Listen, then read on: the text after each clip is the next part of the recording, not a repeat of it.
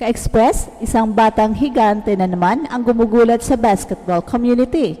Kung akala natin si Kai Sotto lang ang pag-asa nating mga Pinoy pagdating sa mga malalaking big man, abay maghanda na kayo dahil eto na si Tyler Reyes. Ang batang tila sumusunod sa yapak ng ating Gilas prodigy. Ilang buwan pa lang ang nakalipas simula nang nagsimula siyang sumasailalim sa matinding training sa US, pero grabe na agad ang development niya. Mula sa galaw, shooting, hanggang sa presence sa loob ng court, ibang klase na agad ang pinapakita ng batang ito.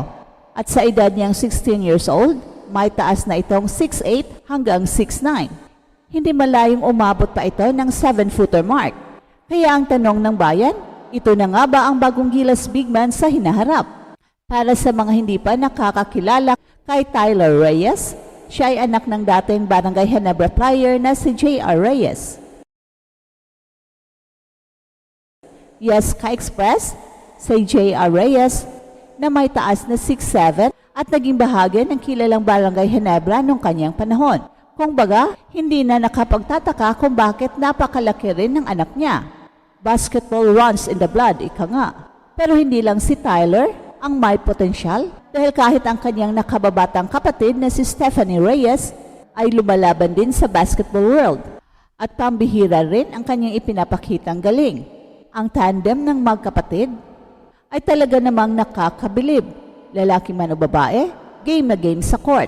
At ngayon ay parehong nakabase sila sa US, sina Tyler at Stephanie kung saan patuloy ang kanilang training at education. Doon nila hinahasa hindi lang ang kanilang skills, kundi pati na rin ang kanilang mental toughness na kailangan para makipagsabayan sa mga elite athletes sa US. At ang maganda pa rito, kahit nasa ibang bansa na sila, dala pa rin nila ang pagmamahal sa Pilipinas. Alam niyo ba, Ka-Express, na na-represent na ni Tyler ang bansa sa FIBA Under-16 Asian Championship noong 2023 at sa International Youth Basketball Championship sa Thailand. Kaya naman may international experience na agad ang batang ito kahit teenager pa lang. Nakakalungkot lang isipin na hindi siya napabilang sa Batang Gilas Under-16 team kamakailan. Hindi rin siya nag-try out at posibleng ito ay dahilan nakafocus muna siya ngayon sa kanyang career development sa US. Pero hindi ibig sabihin nito na isinara na niya ang pinto ng Gilas. Sa katunayan, open na open siya na maglaro para sa Pilipinas sa mga susunod na taon. Kaya nga maraming fans ang humahanga sa kanya dahil sa kanyang pagiging proud Pinoy kahit lumaki siya abroad. Imagine, Ka-Express, kung pagsasabayin sina Kai Sotto at Tyler Reyes sa iisang national team sa future, grabe na yon. At eto pa ang good news, sa mga recent na training clips na lumalabas sa social media ni Tyler, kitang-kita ang laki na ng improvement niya. Marunong na siyang gumawa ng mga galaw na pang pro level, kagaya ng fadeaway shots, spin moves at consistent sa perimeter shooting. Hindi na lang siya basta-basta big man na umaasa sa laki. May finesse, may basketball IQ at may puso sa laro. Ganito rin ang nakikita nating pattern kay Kai Sotto noon, di ba? Nagsimula sa matinding training sa US, tapos sunod-sunod na ang exposure sa international leagues hanggang makapasok sa NBA. Posibleng-posible rin itong mangyari kay Tyler kung magtuloy-tuloy ang kanyang dedikasyon at suporta. Speaking of sport, hindi lang si Tyler ang seryoso sa kanyang career. Ang kanyang kapatid na si Stephanie ay mas lalo pang gumagaling sa bawat laro. Marami ang nagsasabing may potential din ito na makapasok sa WNBA balang araw. Hindi rin siya nagpapahuli sa hustle at skills, kaya nga kahit babae, ay hindi mo akalaing babae kapag makita mong maglaro. May mga videos siyang lumalabas kung saan matitindi ang kanyang moves, parang pro na rin. At take note, Ka-Express, pareho silang may personal trainers at todo suporta ang kanilang mga magulang sa kanilang journey. Kaya walang dahilan para hindi marating ang tuktok ng basketball world. Ngayon, Ka-Express, isipin nyo, isang Pinoy family, parehong anak lumalaban sa basketball, parehong may potensyal sa international stage. Hindi ba't ito na ang dream story na gusto nating lahat? Kaya nga dapat nating tutukan ang journey ng Reyes siblings dahil sila na ang bagong pag-asa ng Pinoy basketball. Hindi lang sa men's kundi pati na rin sa women's division. Sa bawat hakbang nila, dala-dala nila ang pangalan ng Pilipinas at habang lumalaki sila, lumalaki rin ang posibilidad na may isa o parehong Reyes siblings ang magsusuot ng Gilas jersey sa FIBA World Cup o Olympics. Kaya ka-express, huwag tayong paawat sa suporta. Kung ang tanong mo ngayon ay kung totoo ba talaga ang hype kay Tyler Reyes, ang sagot ko dyan, yes at higit pa.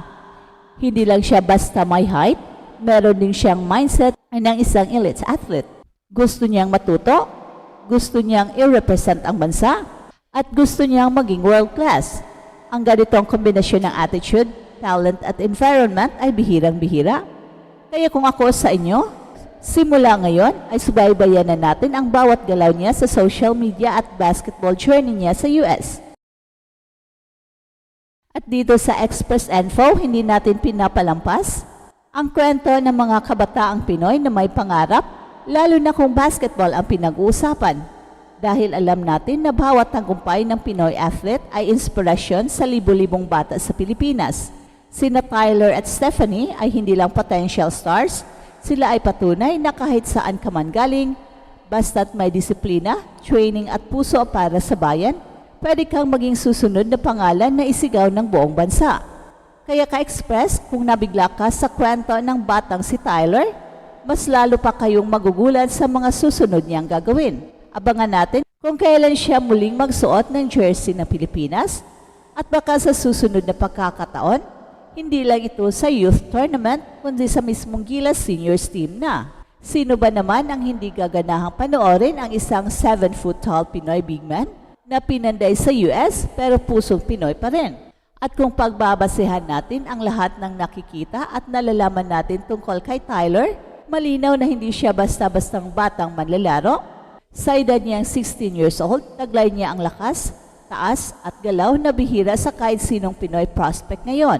Pero higit sa physical attributes niya, ang disiplina at dedikasyon na ipinapakita niya sa training sa US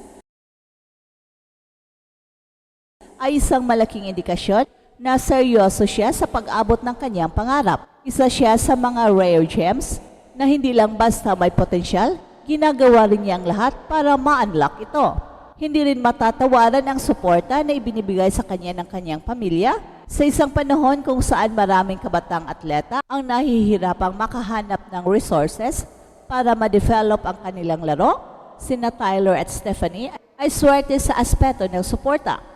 Pero hindi lang sila umaasa sa swerte, sinasagad nila ang bawat pagkakataon para mas gumaling pa sila. At eto ang Express Info na kung saan bawat kwento, ginulat ang mundo. Don't forget to like and subscribe.